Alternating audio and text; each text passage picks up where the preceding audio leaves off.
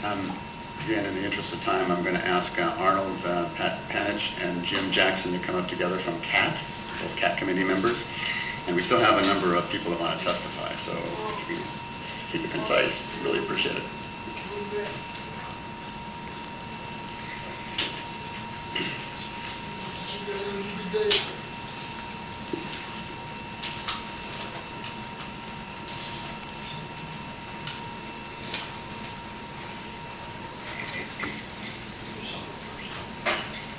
Welcome. Hello, how are you? Great. To members of the TriMet board, your general manager and TriMet staff, I'm Arnold Panich, a resident of Southwest Portland and an active elderly bus rider. I serve on 3 TriMet committees. I am committed to TriMet, so let's make that clear because you're going to hear some things that you might not like to hear. I am troubled about the dismantling of the amenities at our bus stops in my neighborhood, particularly Hillsdale, Burlingame, and Multnomah. And recently I've had a series of contacts with TriMet staff who run your bus stops. I called about an overflowing garbage can at Southwest Capitol Highway in Nebraska on lines 44 and 45. And when I met the maintenance man, I thanked him for picking up the trash in the can that hadn't been emptied. And he gave me a little speech, quote, and I'm leaving this all with your recorder. If you ever see anybody placing dog poop in this can, take their picture and send it to us for arrest, close quote. I thanked him for the service and offered him a cold soda on a hot day. The next day, the can was removed by TriMet staff. They told me that nobody in my community volunteered to clean the can, and ridership was only 30 persons at that stop. I complained, staff made arrangements with the coffee shop directly there, and bingo, the can returned and it is maintained. Same ridership as the day before. I contacted staff about overflowing TriMet can at 35th at Southwest Capitol Highway and 26th, a busy stop both ways adjacent to a 100-family public housing project in my neighborhood and the Middleman Jewish Community Center on lines 1, 44, and 45. The staff came out, removed the can. Now we have a refuse on both sides of the streets into people's yards. I asked that the TriMet can be replaced and serviced at this location. The can at the JCC was removed earlier and it should be replaced. This is a huge area for TriMet traffic. Staff has decided at 35th at Southwest Barber and Bertha, a very busy corner in Portland on line 1, that both the garbage can be removed and plans are underway to remove the bus shelter. So I asked for the return of the can, which has already been removed, and that no plans to remove the shelter go forward. This can was hardly ever cleaned, and it was full a lot. Staff has allowed the TriMet can at Southwest Beaverton Hillsdale Highway and Southwest 18th Drive to overflow, and I've seen rats near this can. This can is not being serviced. It's on lines 54, 56, a very busy bus stop, and I've called several times and no action has been taken. Southwest Capitol Highway and 35th Avenue in the heart of Multnomah, lines 44 and 45. This is another busy bus stop in the heart of the commercial district. Filthy overflowing TriMet garbage can most of the time. Garbage on bus benches in the shelter is never picked up. I leave this testimony with the recorder for your official record and with members of the press. That's the bad news. Now, in conclusion, I'm a member of the CAT committee. I voted for the idea of renewing the TriMet bond. I adore TriMet service, and I moved to my current residence to be near the good service. I testified to Olivia Clark that I would help with such a campaign here, in Salem, wherever.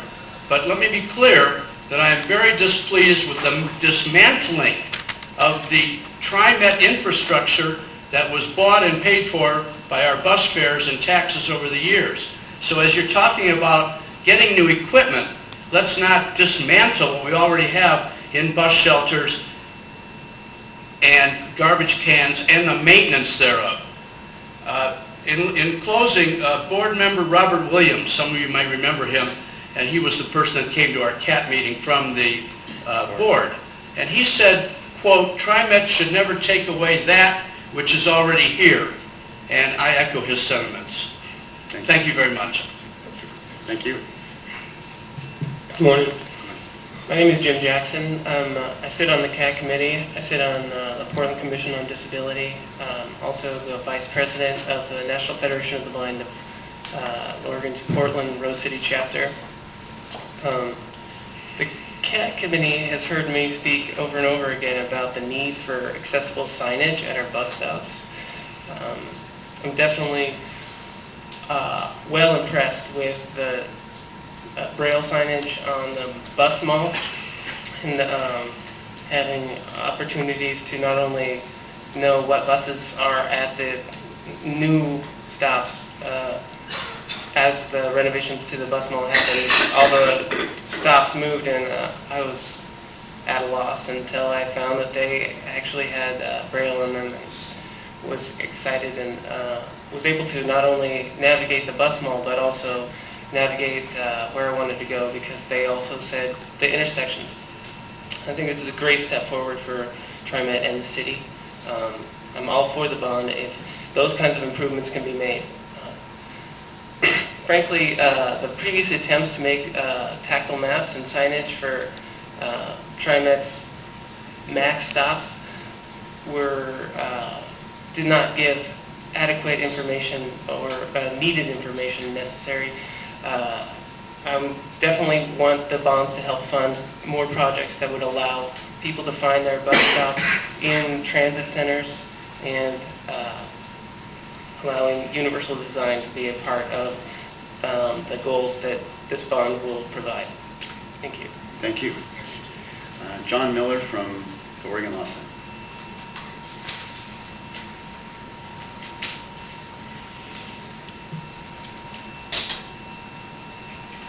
Welcome. Good morning, Mr. Chair, members of the TriMet Board and TriMet staff. For the record, John Mullen from the Oregon Law Center, and I'm also a resident of Oregon City, and perhaps could also testify as a member of the coming tsunami. I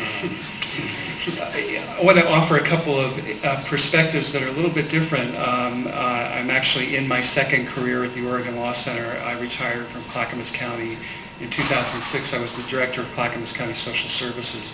We struggled mightily to create a system within inside of Clackamas County, but also recognized our need to work on a regional basis. I had the opportunity to chair the first regional transportation plan, working on special needs transportation. A number of people in this room participated in that effort. Part of our vision as we released the plan back in 2001 was not only the service dimension of it, but also the capacity of the system. And I'm very pleased about what's before you today about looking at a way in which to use the bonding process for capital improvements that are necessary. The staff report was very interesting and helpful and made the point, which we also recognized way back when, that in order to have a viable system, we had to also reduce some of the cost of trips that were expensive, and a good way to do that was helping people to be mainstreamed into the existing system. Also with having a strengthened volunteer program as well to go hand in hand with all that. I also want to mention a couple of other things. With my work at the Oregon Law Center, I asked our field about the issues about transportation. And of course it's a matter of people being able to get to appointments, to see attorneys. But in a larger context, we work on issues related to the Americans with Disabilities Act. And the value of people living in the community is a value that we work on and sometimes pursue in court, because it's really part of what the ADA really did, was really construe civil rights to people with disabilities. And we want to make sure that we have an accessible society. So in conclusion, I'll just make a couple of other quick remarks, because I did have an opportunity to work with your predecessor, Fred Hansen, on a number of occasions, and pointed out that TriMet should be as proud of the work that it does in special needs transportation as it is about the light rail and other aspects of the system. I think it speaks volumes that TriMet really works as a leader in this arena, and I would urge your passage of the resolution. Thank you very much. Thank you. John Oster from Opal.